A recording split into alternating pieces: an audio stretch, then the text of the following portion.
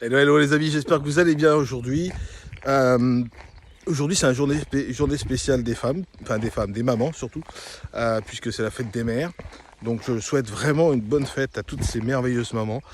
C'est un vrai métier, c'est vrai que c'est un vrai métier, au même titre que les hommes d'ailleurs. Mais aujourd'hui c'est la fête des mères, donc c'est à l'honneur des femmes.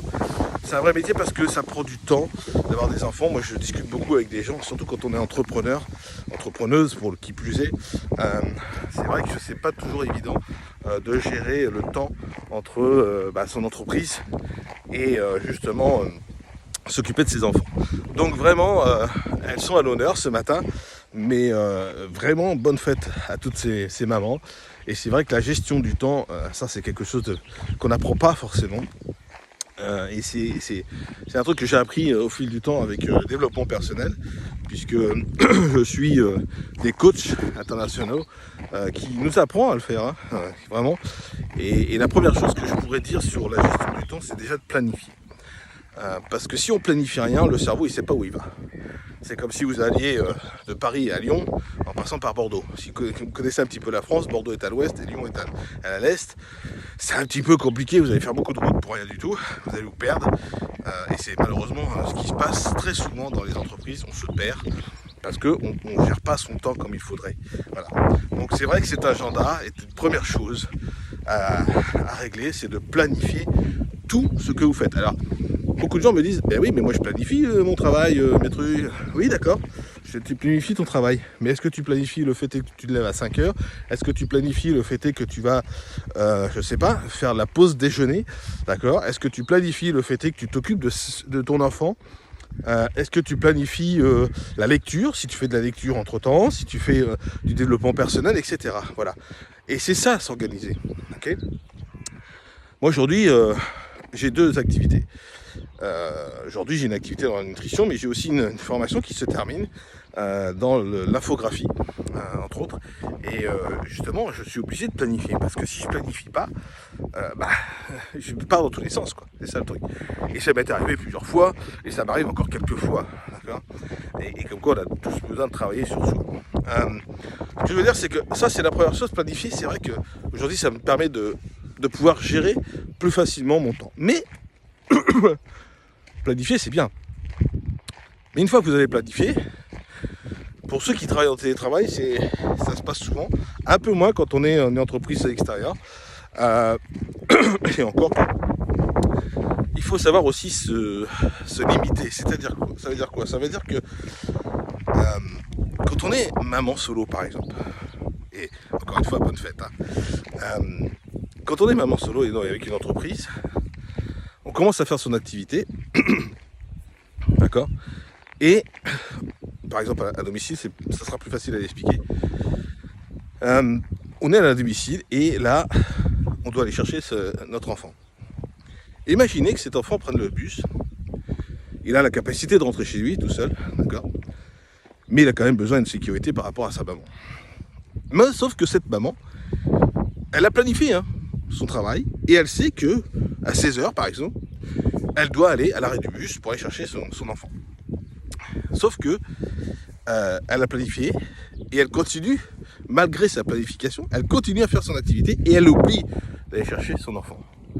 Chose qui n'est pas bien forcément, bien évidemment, on est d'accord, c'est une autre histoire. Mais ce que je veux dire, c'est que si dans cette planification, vous faites aussi ce système qui s'appelle faire sonner son téléphone pour dire « Ah, c'est l'heure d'aller chercher mon enfant ».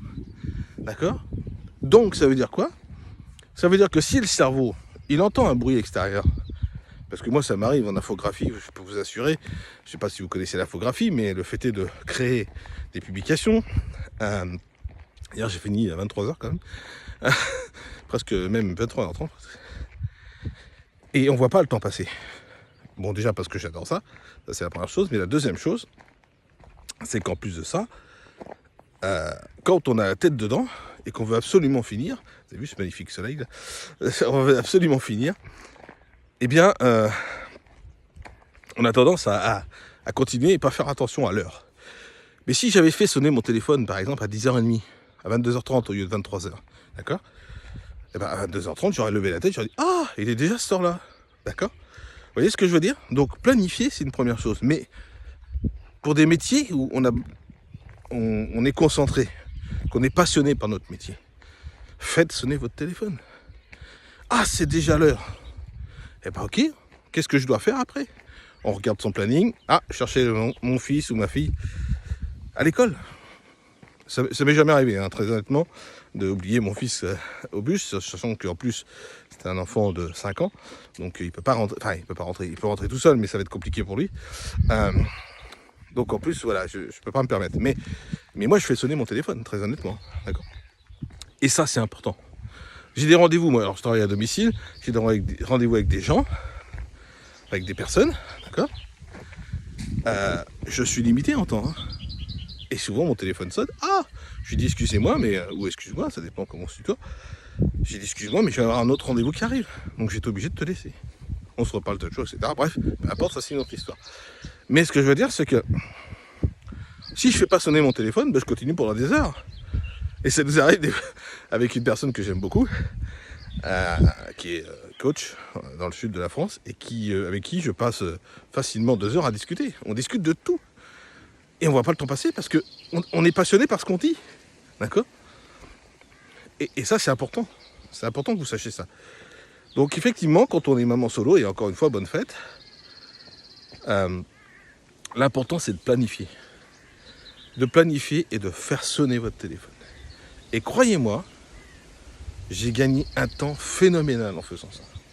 J'ai 2 activités à domicile, mais j'ai quand même 2 activités. Une, d'ailleurs, une qui prend du temps, non, les 2 prennent du temps. Les 2 prennent du temps, d'ailleurs. Mais c'est différent, d'accord. Quand je suis avec une personne, j'aime passer du temps avec les gens parce que j'adore ça. Mais je vois l'heure en face de moi, d'accord. Alors que quand je suis concentré sur l'infographie, je ne vois pas du tout ou quasiment pas l'heure, en fait. Et donc, je suis plongé dedans et là, c'est la porte à tout, quoi. Voilà. Donc, vous voyez, ce que je veux dire, c'est que c'est vrai que c'est pas facile d'être maman. Ça prend du temps, d'accord. Et je comprends la personne qui m'a envoyé un message l'autre jour, elle me dit « J'ai pas le temps de discuter avec toi, je suis indépendant alors, j'ai 2 enfants de bas âge. 3 et 5 ans, c'est vraiment de bas âge. Hein. Donc je comprends tout à fait qu'elle n'a pas le temps. C'est pas un souci de ça. Mais peut-être qu'elle pourrait gagner du temps. Peut-être, je dis bien. Ça dépend des activités, hein. Tous des activités complètement différentes. Mais voilà ce que j'avais envie de partager ce matin avec vous, en ce dimanche des fêtes des mères. Parce que je pensais à ces femmes qui, à la fois font un travail formidable de mère, justement, de s'occuper de leurs enfants, mais à la fois aussi, de plus en plus de personnes sont aussi indépendantes. Et c'est vrai qu'être indépendant et être maman, c'est pas toujours facile. Voilà. Je vous souhaite une très belle journée de dimanche, très belle journée, et profitez vraiment bien de vous, prenez soin de vous. C'est l'honneur des mamans ce matin, donc mes chères mamans, pas mes chères mamans, les chères mamans, vraiment prenez soin de vous et au plaisir. Bye bye les amis.